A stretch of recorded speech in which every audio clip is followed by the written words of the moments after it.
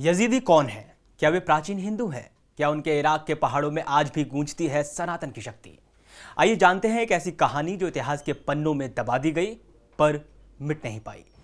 दुनिया की भीड़ में, धर्मों के महासागर में एक छोटा सा समुदाय है यजीदी, जो दिखने में भले ही अलग हो पर उनके अंदर आज भी सनातन की ऊर्जा बह रही है, जो हिमालय से लेकर काशी, कन्याकुमारी से कैलाश तक लगातार बह रही है। ये वे लोग हैं जो मिडिल ईस्ट के इराक, सीरिया और तुर्की की ज़मीन पर बसे हुए हैं, लेकिन इनकी आत्मा भारत की मिट्टी से जुड़ी हुई है। ऐसा लगता है जैसे वो सनातन की कोई भूली बिसरी शाखा से हैं, जो हज़ारों साल पहले निकली और आज भी अपने मूल को सीने से लगाए हुए हैं। यजीदी जो धर्म है उसका सबसे बड़ा प्रमाण है उनकी देवी पूजा। जी हाँ, यजीदी किसी ईश्वर की बजाय एक देवी को पूजते हैं, एक स्त्री शक्ति को जो सृष्टि की जननी है, जो कॉन्सेप्ट अमूमन हमें सनातन की संस्कृति में देखने को मिलता है। ये जो स्त्री शक्ति है ये रक्षक है यजीदियों की और विनाशिनी के रूप में इनकी पूजा की जाती है। सवाल है कि क्या ये महाशक्ति माँ दुर्गा तो नहीं? क्या ये उसी आदिशक्ति का रूप नहीं जिसे हम माँ कहकर पुकारते हैं? यजीदी देवी को कई नामों से, वहाँ के जो लोग हैं जो उनको पूछते हैं यजीदी, वो कई नामों से इनको जानते हैं। नाम है खातूना फ़खरिया, मल्लिका या शक्ति। उनकी जो पूजा पद्धति है, उपवास है, मंत्रोच्चार और शक्ति की साधना है, बिल्कुल सनातन परंपरा जैसी लगती है।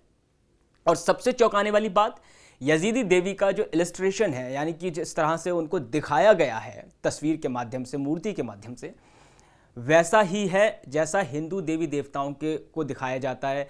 गहनों से सजी हुई मूर्तियां हम देखते हैं, सिंहासन पर विराजमान हम अपने देवी देवताओं को देखते हैं, हथियारों से, अस्त्र शस्त्र से हम लैस अपने देवी देवताओं को देखते हैं। यजीदी धर्म के देवता मलाक ताउस, यानी मोर वाला देवता, जिनका प्रतीक है मोर पंख।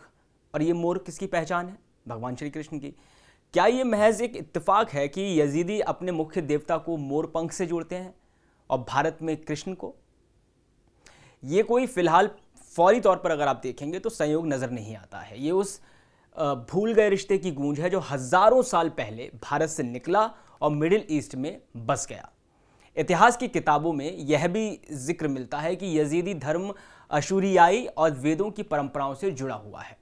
उनका जो ध्वज है, फ्लैग, उनकी जो धार्मिक वेशभूषा है, यहाँ तक कि शादी की जो विधियाँ हैं, भोजन में जो सात्विकता है और धार्मिक अनुष्ठानों में अग्नि का जो महत्व है, सब कुछ वैसा ही है जैसा हमारे सनातन धर्म में होता है। इतनी करीबी, इतनी समानताएं इस धर्म में मिलती हैं। यजीदी अपने बच्चों के कान भी छेदते हैं, ठीक वैसे ही जैसे हिंदू परिवारों में कर्णछेदन का संस्कार किया जाता है, सभी जानते हैं।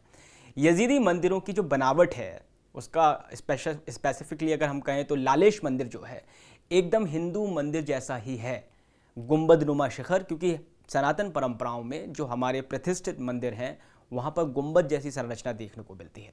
मंदिर के चारों ओर जलधारा का प्रवाह देखने को मिलता है और मंदिर के प्रवेश पर, ये जो यजीदियों के मंदिर की मैं आपको बात बताने लगा हूँ, एक त्रिशूल जैसी आकृति भी है।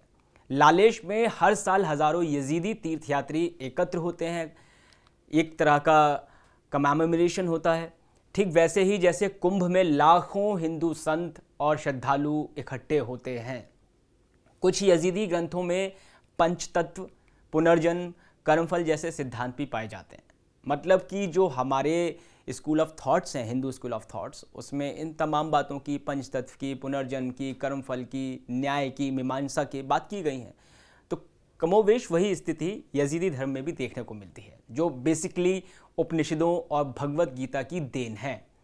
अगर आप यजीदी पूजा पद्धति को गहराई से पढ़ेंगे तो आपको लगेगा जैसे वेद और पुराणों की छाया उन पर आज भी है।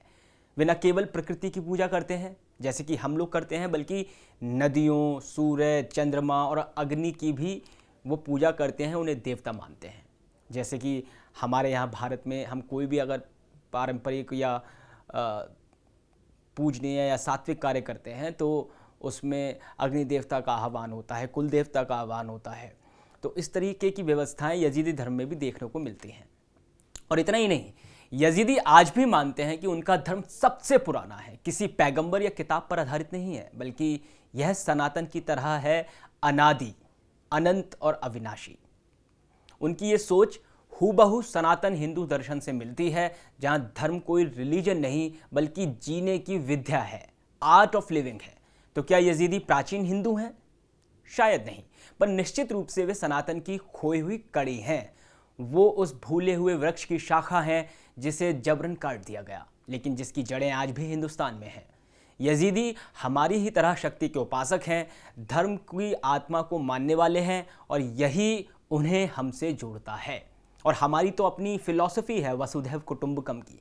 इसलिए जब कभी यजीदी समुदाय पर हमला होता है तो वो सिर्फ एक जाति पर नहीं बल्कि सनातन की आत्मा पर प्रहार माना जाता है।